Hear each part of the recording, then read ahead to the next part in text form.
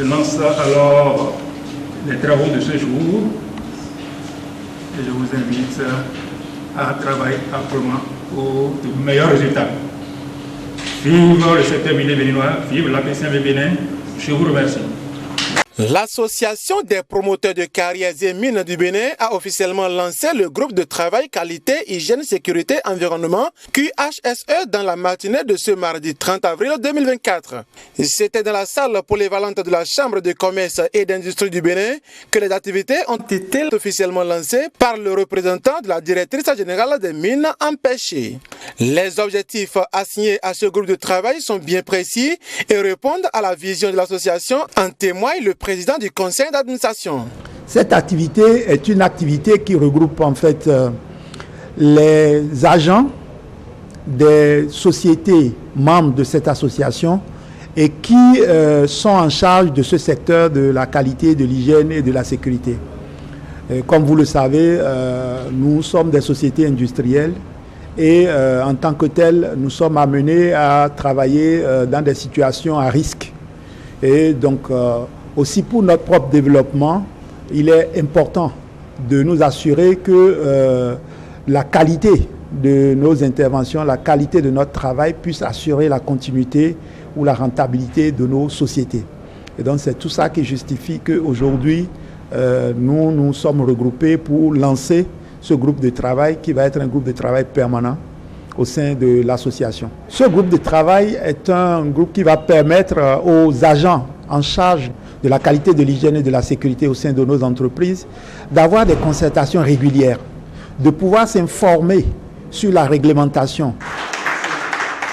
Les participants à cette cérémonie de mise en place ont bénéficié de 2 communications présentées par des experts spécialisés. Et nous avons fait une présentation sur les dispositions réglementaires liées aux carrières de concassage de sable, de granit et autres. Ce que nous pouvons retenir, c'est que les tests réglementaires sont vraiment importants.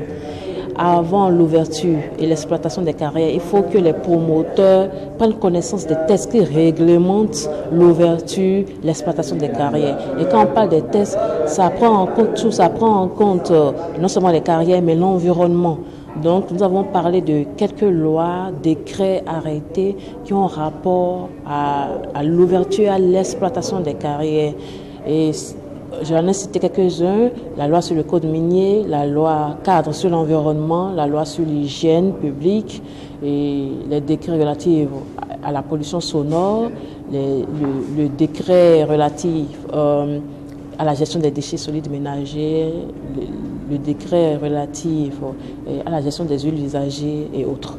Donc il faut que les promoteurs et les responsables hygiène, sécurité, environnement de chaque carrière prennent connaissance de ces tests pour savoir comment mieux gérer les risques, les impacts liés à l'environnement, au social, au niveau de leur carrière. Comme je l'ai dit, tout ce que nous faisons, nous laissons un héritage à nos enfants. Si nous voulons laisser un Bénin rempli d'excavations, un sous-sol pollué, ça va dépendre de nous, des promoteurs. Donc je pense qu'en respectant la réglementation, ça donne un plus. Ça permet de protéger l'environnement et de prendre en compte l'environnement dans tout ce qu'ils font. De très belles résolutions sont issues des échanges et le groupe de travail mis sur pied s'attellera à relever les défis qui sont les leurs. Parce que ça va être un creuset pour nous les HSE et des sociétés minières de nous rencontrer et de vraiment connaître les difficultés que rencontre notre activité au sein des carrières afin de mieux faire connaître notre secteur d'activité. Et par là, ce groupe d'activité va aussi nous permettre de voir les insuffisances que chacun de nous a afin de les améliorer à travers des propositions de formation et d'échange d'expériences. La fonction de QHSE, c'est une fonction très importante dans nos sociétés et les promoteurs ont très bien compris, c'est pourquoi ils ont programmé la création de ce groupe-là au plan de travail annuel de cette année.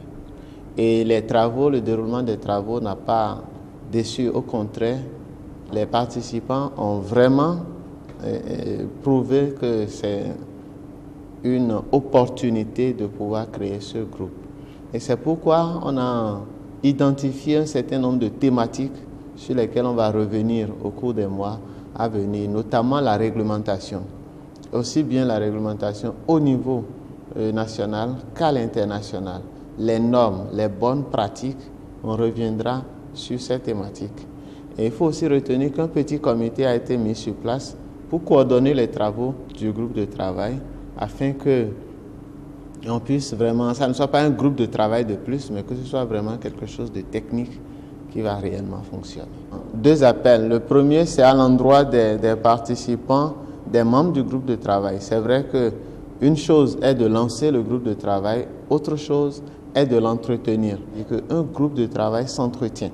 C'est pourquoi je les invite à être à l'écoute pour que lorsqu'on va annoncer les sessions de travail, qu'ils puissent être là. Lorsqu'on va mettre en place des commissions, qu'ils puissent participer activement. Le deuxième appel, c'est à l'endroit des responsables des sociétés. Étant donné que c'est des techniciens, quand ils vont bouger des sociétés, ce n'est pas toujours facile pour les promoteurs de les libérer.